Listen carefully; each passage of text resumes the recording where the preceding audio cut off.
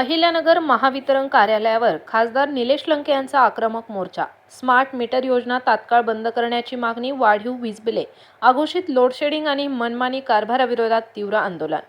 Smart meter योजनेच्या सक्तीविरोधात तसेच वाढीव वीज बिले, अघोषित लोडशेडिंग आणि महावितरणच्या कथित मनमानी कारभाराच्या निषेधार्थ खासदार निलेश लंके यांच्या नेतृत्वाखाली बुधवारी 8 जुलै म्हणजेच अहिल्यानगर येथे स्मार्ट मीटर योजनेच्या सक्तीविरोधात तसेच वाढीव वीज बिले, अघोषित लोडशेडिंग आणि महावितरणच्या कथित मनमानी कारभाराच्या निषेधार्थ खासदार निलेश लंके यांच्या नेतृत्वाखाली बुधवारी 8 जुलै अहिल्यानगर येथील महावितरण कंपनीच्या कार्यालयावर आक्रमक मोर्चा काढण्यात आला।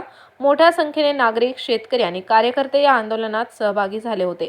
यावेळी स्मार्ट मीटर योजनेमुळे ग्राहकांवर अन्याय होत असल्याचा आरोप करत ही योजना तात्काळ रद्द करण्याची जोरदार मागणी करण्यात आली।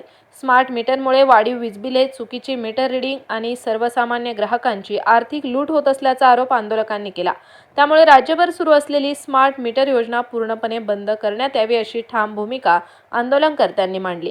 याशिवाय ग्रामीण आणि शहरी भागात सुरू असलेले अघोषित लोडशेडिंग तातडीने बंद करून अखंड आणि सुरळीत वीज पुरवठा करावा अशी मागणी करण्यात आली। तसेच जळालेले किंवा नादुरुस्त वीज वितरण रोहित्र डीपी तातडीने बदलून द्यावेत, वीज पुरवठ्यातील तांत्रिक बिघाड त्वरित दूर करावेत आणि ग्राहकांच्या तक्रारींवर तात्काळ कार्यवाही करावी अशीही मागणी आंदोलकांनी केली। यावेळी खासदार निलेश लंके यांनी महावितरण प्रशासनाला इशारा देत सांगितले की सर्वसामान्य नागरिकांच्या हिताच्या विरोधात कोणताही निर्णय सहन केला जाणार नाही। स्मार्ट मीटरच्या नावाखाली ग्राहकांची आर्थिक पिळवणूक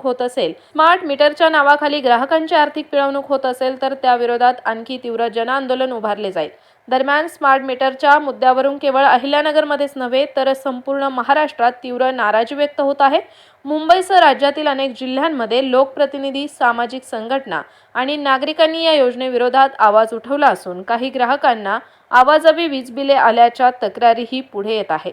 त्यामुळे स्मार्ट मीटरचा प्रश्न राज्यभरातील जनतेसाठी महत्त्वाचा मुद्दा बनला असून शासनाने याबाबत तातडीने सकारात्मक निर्णय घ्यावा अशी मागणी आंदोलनातून करण्यात आली। प्रतिनिधी आयनुल शेख, ATV न्यूज, अहिल्यानगर।